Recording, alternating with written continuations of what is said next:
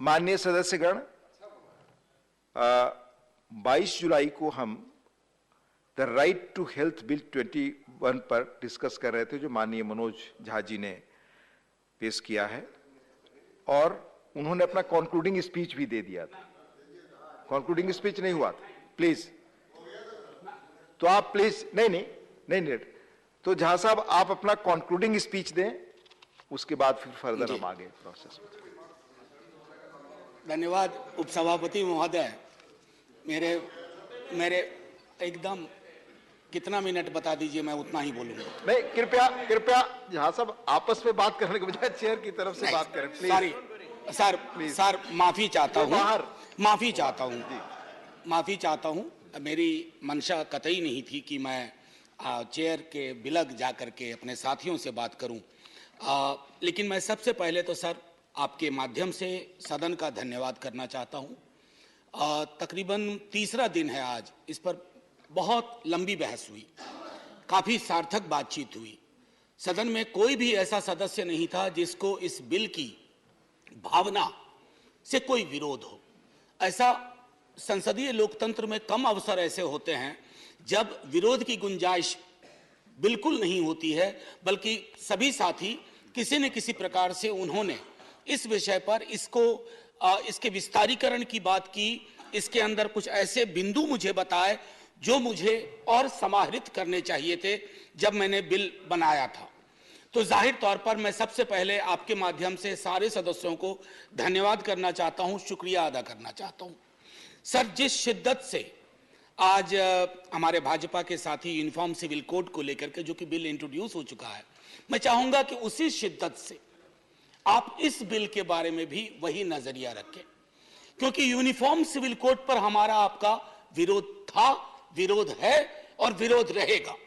लेकिन right to health पर हम में से किसी ने भी, जिसने हाल के 1 वर्ष पूर्व जब हमने कोविड की विभीषिका देखी, हमने ऑक्सीजन के लिए हाहाकार देखा, हॉस्पिटल बेड के लिए हाहाकार देखा, इसी सदन में चर्चा हुई और सारे सदस्यों ने अपनी कलेक्टिव हेल्पलेसनेस को कई दफा महसूस किया। ईश्वर न करे वो क्षण इस देश को फिर देखना पड़े, ईश्वर न करे उस तरह की हाहाकार की परिस्थितियां पुनः पैदा हों इस देश में। लेकिन उसके लिए क्या आवश्यक है? मैं धन्यवाद करना चाहता हूं माननीय मंत्री जी, वो मुझसे कह के गए, उन्हें कहीं जाना था। हमारी एमओएस बैठी हुई है, संजीदगी से भरे हुए लोग, लेकिन चिंता ये सामूहिक होनी चाहिए। सर, मैं क्यों कह रहा हूं, हमारे कई बीजेपी के भी सदस्य और अलग अलग दलों के सदस्य ने आंगनबाड़ी और आशा कर्मियों की बात की और कहा कि ये फ्रंटलाइन वर्कर्स के लिए तालियां बजी, फ्रंटलाइन वर्कर्स के लिए अन्य तरह के समारोह हुए।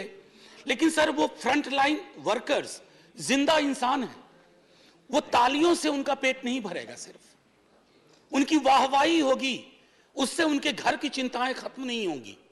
आंगनवाड़ी वर्कर, आशा वर्कर आपके हेल्थ का पूरा बोझ ढोते हैं अपने कंधों पे। उनके कंधे पर जो बोझ है वो दिनों दिन बढ़ता जा रहा है। Sir, they are overworked and underpaid, काम इतना ज्यादा, और उसके एवज में उन्हें हम क्या दे रहे हैं? कोई सोशल सिक्योरिटी नहीं, कितना मानदेय? पीनट्स। ये नजरिया आपको राइट टू हेल्थ के विस्तारीकरण और उस गोल तक पहुंचने में मदद नहीं करेगा। ये मैं आपके लिए नहीं कह रहा हूं, ऐसा नहीं कि राइट टू हेल्थ पर पहली बार, जबकि मैं इस पर रिसर्च कर रहा था सर, बमुश्किल 10-12 मिनट लूंगा, खत्म कर दूंगा। इस पर जब मैं रिसर्च कर रहा था तो संविधान सभा की बैठकों में भी चर्चा हुई, खास करके एक व्यक्ति जिनके बारे में बहुत कम लोग जानते हैं कि उन्होंने पब्लिक हेल्थ सिस्टम के बारे में क्या कहा। मैं बाबा साहब को इस बहस में लाना चाहूंगा। बाबा साहब का नजरिया बिल्कुल साफ था कि public health system, social security के बगैर नागरिक का सबलीकरण नहीं हो सकता। और आज हमने उस छोटे से फॉर्मूले को भुला दिया है, उसको वापस लाने की जरूरत है। और मैं समझता हूं माननीय मंत्री जी ने एक बात कही, मैं सहमत हूं कि बजट लगातार बढ़ा रहे हैं। मंत्री महोदय हैं, माननीय उपसभापति महोदय, ये जो आंकड़ा है ना, इस आंकड़े का व्याकरण अद्भुत है। मेरी सैलरी, मैं विश्वविद्यालय से लेता हूं, मेरी सैलरी बढ़ी, मान लीजिए इंक्रीमेंट लगता है तो वो बढ़ा एक साल में। अब उस इंक्रीमेंट को आप इन्फ्लेशन के इंडेक्स में देखिए। आप अगर एलोकेशन का रियल टाइम वैल्यू जज करेंगे ना, तो आपको लगेगा कि it is too little and even too late. तो आंकड़ों को लेकर के कहेंगे कि यूपीए के दौरान इतना था, हमने इतना बढ़ाया, बाकी इंडाइसेस को सामने रखिए और तब कहिए। और दुनिया के गरीब गरीब मुल्क सर हमसे ज्यादा खर्च कर रहे हैं, हमसे गरीब हैं, लेकिन हेल्थ में उनका एक्सपेंडिचर हमसे ज्यादा है, क्योंकि वो जानते हैं कि जब तक पब्लिक हेल्थ पैरामीटर्स को दुरुस्त नहीं किया जाएगा, आप कितनों रेटोरिकल चीजें कर लें, वो जमीन पर कभी भी नहीं आ पाएंगी। सर, ग्रामीण भारत हमारी चर्चा से अक्सर विलग रह जाता है। मैं माननीय मंत्री साहिबा से आग्रह करूंगा, देखिए अक्सर क्या होता है कि आप जब किसी हॉस्पिटल को विजिट करते हैं तो पहले से जानकारी होती है, किसी क्या कहते हैं पीएससी को विजिट करते हैं, पहले से जानकारी होती है। हम सुना करते हैं राजा महाराजाओं में, ना मेरा यकीन है और ना मैं चाहता हूं कि उनका उदाहरण दिया जाए, लेकिन सुनते थे किसी हिंदुस्तान में कुछ राजा महाराजा होते थे जो वेश बदल करके जाया करते थे निरीक्षण करने के लिए। वेश बदल करके जाइए, एकदम पूरा का पूरा।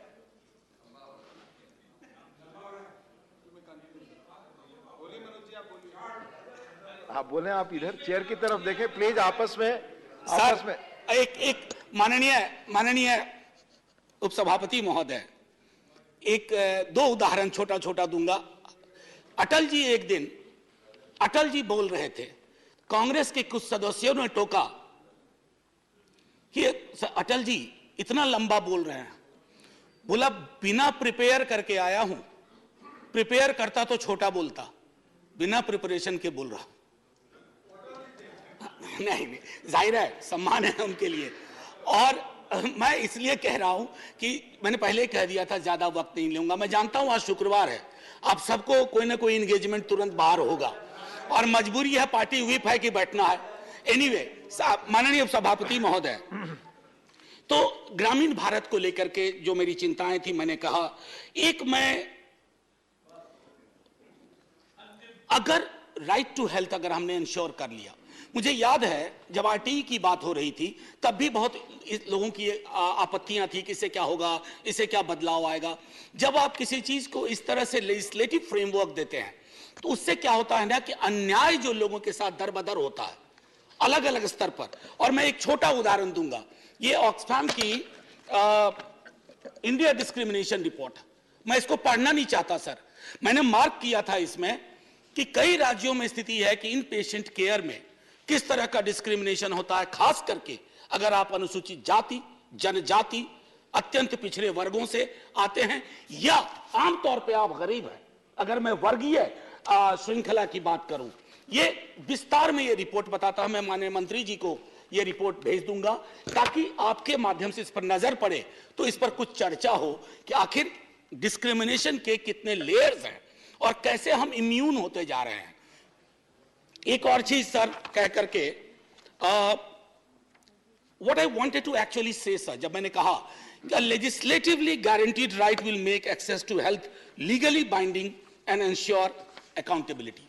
दवाई की बढ़ती कीमतों के बारे में मैंने पहले भी कहा था, दोबारा कह रहा हूं, मेंटल हेल्थ, मानसिक रोग को लेकर के बहस में भी कम चर्चा हुई थी। मेरा उद्देश्य था कि इस पर व्यापक चर्चा हो, क्योंकि कोविड पेंडेमिक के बाद मेंटल हेल्थ के केसेस में बाढ़ सी आई है और उस बाढ़ की वजह से सर एक बड़ी आबादी है जो अफोर्ड नहीं कर सकती है। इंश्योरेंस कंपनियां हैं, उनसे आप कभी बात करके देखिए, रैंडम चेक करवाइए, कई सारे जो मेंटल हेल्थ एलिमेंट हैं उनको वो क्लेम में आने ही नहीं देते हैं। ये सारी चीजें मैं समझता हूं कि अगर हम इस पर चर्चा करें।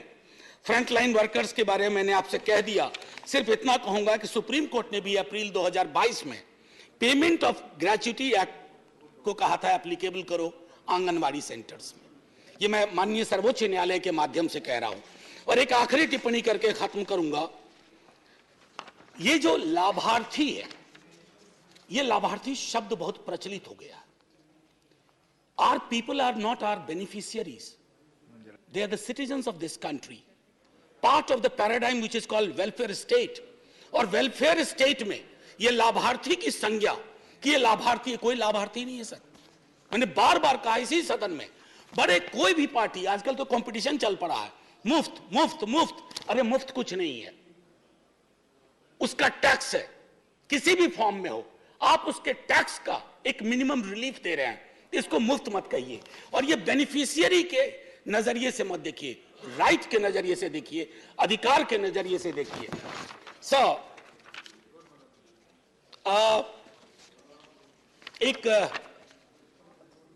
एक हास्य के लिए छोटी चीज सुना करके खत्म कर दूंगा। हास्य के लिए, विंस्टन चर्चिल रूजवेल्ट के यहां जाते थे, प्रेसिडेंट थे रूजवेल्ट, व्हील चेयर पे चलते थे। और चर्चिल अपने विट के लिए फेमस थे, हालांकि उनकी पॉलिटिक्स से हम लोग इत्तेफाक नहीं रखते हैं, कभी नहीं रखेंगे। तो चर्चिल साहब को व्हाइट हाउस में ही कमरा मिला करता था, तो वह नहा रहे थे और उनकी नहाने की आदत थी कि नग्नावस्था में नहाते थे। तो रूजवेल्ट पहुंच गए, रूजवेल्ट ने पूछा, जैसे ही व्हील चेयर वहां ले गए तो हकबका के रूजवेल्ट अपनी व्हील चेयर को मोड़ा। अब चर्चिल देखिए कैसे संभालते हैं, वो कहते हैं, look mister president, prime minister of UK has nothing to hide from you. मैंने इसलिए कहा थोड़ा हल्के माहौल के लिए, मैं इच्छा बड़ी थी कि मैं डिवीजन ले लूं, इस पर मत विभाजन की मांग करूं, क्योंकि यह बिल हम सबके मन का है। लेकिन मंत्री महोदया मुझे देख रही हैं टुकुर टुकुर, और बाकी लोग भी, तो मैं मत विभाजन की अपने टेम्पटेशन को कर्ब करता हूं इस अपील के साथ कि सर आज नहीं तो कल ये बिल आएगा, आज नहीं तो कल ये होना है। आप तो दूसरों की भी चीजों का श्रेय लेते हैं, ये करके अपना श्रेय खुद ले लीजिए। अगर आप ये कर बैठे तो एक बहुत बड़ा एहसान होगा इस देश पर, इस देश के नागरिकों पर। और शायद एक आगे जब हम बात करेंगे ना, तो हेल्थ को लाभार्थी के नजरिए से नहीं, अधिकार के नजरिए से बात करेंगे। हमारे आशा कर्मी प्रोटेक्टेड होंगे, आंगनवाड़ी कर्मी प्रोटेक्टेड होंगे, डॉक्टर पेशेंट रेशियो बेहतर होगा, पीएचसी लैक लस्टर नहीं होगी, सरकारी अस्पताल में कुत्ते नहीं सो रहे होंगे बेड्स पे, ये शायद बेहतर परिस्थितियां होंगी। Thank you so much sir, thank you to all my friends for great participation. जय Hind, let's keep talking like that. धन्यवाद professor Manoj Kumar Jha ji. So you are withdrawing the bill, Professor Manoj Kumar Jha. You are not putting for the vote. You are withdrawing the bill. Sir नहीं, देखिए मैं एक इसमें sir करार करवाना चाहता हूं। आप यूनिफॉर्म सिविल कोड वापस ले लीजिए बिल को। नहीं, that was in a lighter note. I must say, I have spoken, my friends have spoken, Honorable Minister has spoken, and we have a general consensus. We'll take steps, but my only request is, let it not be baby steps. Let it to be a huge step at one point of time, and do it soon, and I withdraw the bill from voting. Has he leave of house to withdraw the bill? The bill is withdrawn. इस bill पर 15 लोग बोल चुके हैं और लगभग 4.5 घंटे से अधिक बहस हुई। धन्यवाद। Now we move to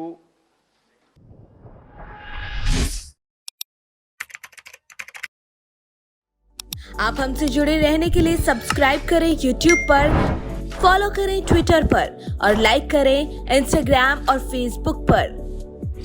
thank you for watching cobra express news.